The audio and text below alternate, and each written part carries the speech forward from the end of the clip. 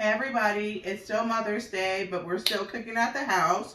So I wanted to show you guys how I make this chicken pasta. It's very cheap, it's very simple, and yet it tastes so delicious that people are like, okay, you spent hours cooking that. But you won't get to see it till next week when it's not Mother's Day. So I've already cut up some broccoli, I have some mushrooms, onions, I have chicken that's been marinating for 48 hours in Italian dressing. I have some chopped up bacon, and then I have some bread that I'm going to make into some garlic bread. So I'm going to get started on the bacon and then go from there. So let's get started. Alright, so in this pot, I'm just cooking up some bacon and getting that cooked down. And then I'm going to add my onions and mushrooms to that. But I'm going to let it cook a little more before I add my mushrooms and onions. So now I've added some onions and mushrooms to the bacon. I didn't add any more grease because, you know, the bacon's already greasy enough, and I'm going to get that cooked down. Alright, so I decided to add some Spam to this dish. I usually don't. People are like, Spam? Yeah, my kids, I don't know. They love it. I actually think it's okay if it's all fried up. So I'm frying this up first, and then I'm going to add my chicken. This is very loud, but now I'm just cooking up this chicken. So this is fully cooked, and then I'll remove it from the pan. So now I've added the Spam, the mushrooms, the onions, kept the chicken in. There's like a sauce building up from the Italian dressing. So I'm going to add some milk. There we go. Now it's quieter. Yay! I'm going to mix this around. And then we're going to come back and add some seasonings.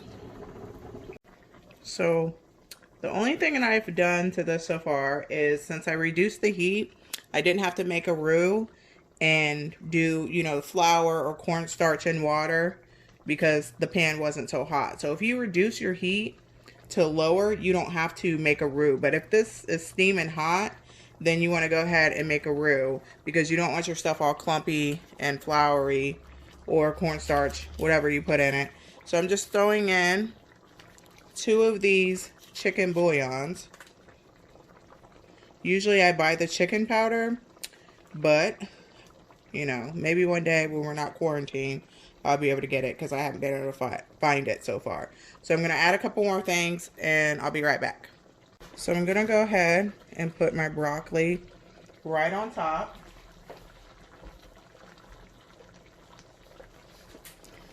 And it's going to get cooked in the pasta, so don't worry. Plus you want it to be a little al dente, so that's fine. No worries. And then over here on the other side, I'll show you this pasta.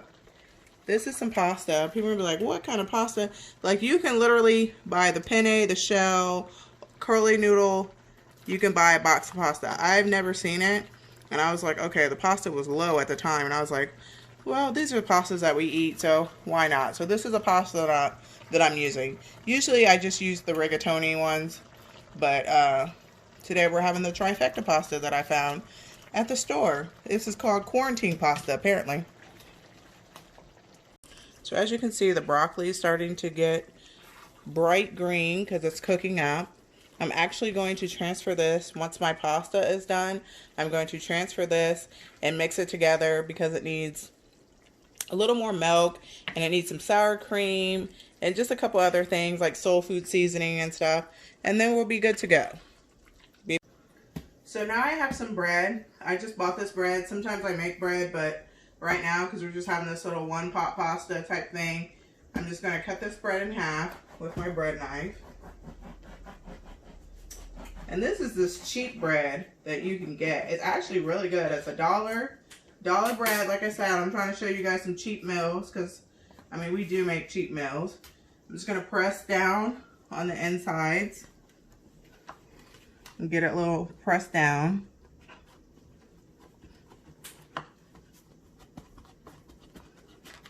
You don't have to press it down. I just find that when you kind of press it and have it pressed down in there, that the flavors just kind of sit in there. Because I've had it puffed out before. It was just kind of like, nah, you could taste it, but then I was like, let me flatten it out next time. And so ever since then, I just kind of flatten my bread out and do it like that. We have some butter that's been sitting out, margarine, if you will. And I just put some on top. You can actually do some oil, extra virgin olive oil, if you want. You don't have to use margarine or butter. It's whatever. It's however you want it. But I'm just showing you how I do it. Okay. It's like ever since I started making bread or finding like this loaves and just actually putting seasoning on it, I thought, you know what? I don't need to buy seasoned bread. I just make my own seasonings. Because you can just put what you want on it.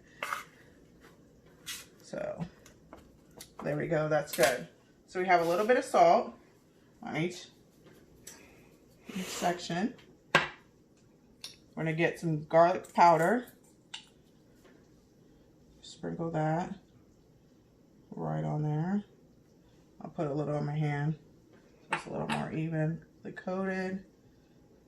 Put some on this one. Get it off your hands. And of course, my chipotle roasted herb. Put that on there. I'm telling you, McCormick's gonna be calling me up soon and be like, Devin, would you like to promote us? Like, you need to be a sponsor. Like, yeah, she's sponsored. Brought to you by McCormick. That's what I'm gonna start saying. This meal was brought to you by McCormick. Like, yes, I'll collect that check. Okay, we're gonna add a little bit of rosemary on top. I love rosemary. Rosemary is so good on chicken. It is so good on your vegetables. And it's also really good on your bread. And then we're gonna just top it off with a little bit of parsley.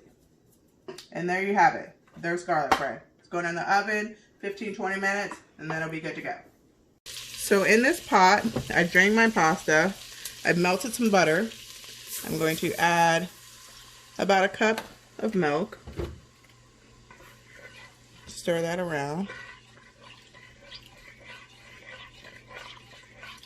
And then I'm going to add some more of the chicken bouillon, and then we'll come back.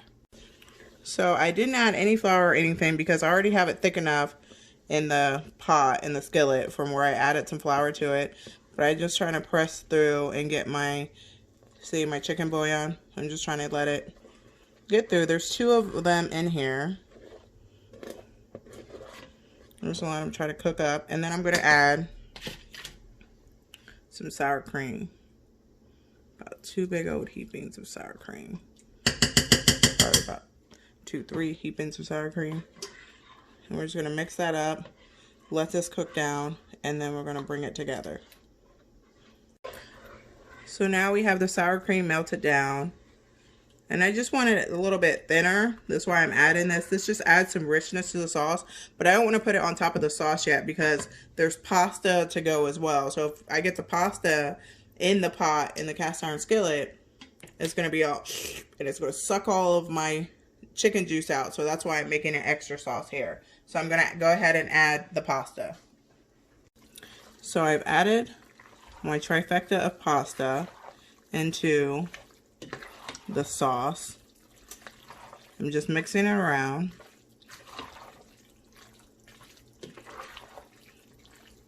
And then I'm going to just take this pasta that's already has its own coating of sauce and then put it on top of the sauce that I have in here with the chicken and everything and serve it like that. It's going to be really creamy, really rich, really fatty, but it's really good. And it's just so, and it's so cheap. That's the thing I like about it. Like, you know, people have struggle days. Like, we used to struggle. I used to be a one-income family where we would struggle sometimes, especially when we lived in Alaska.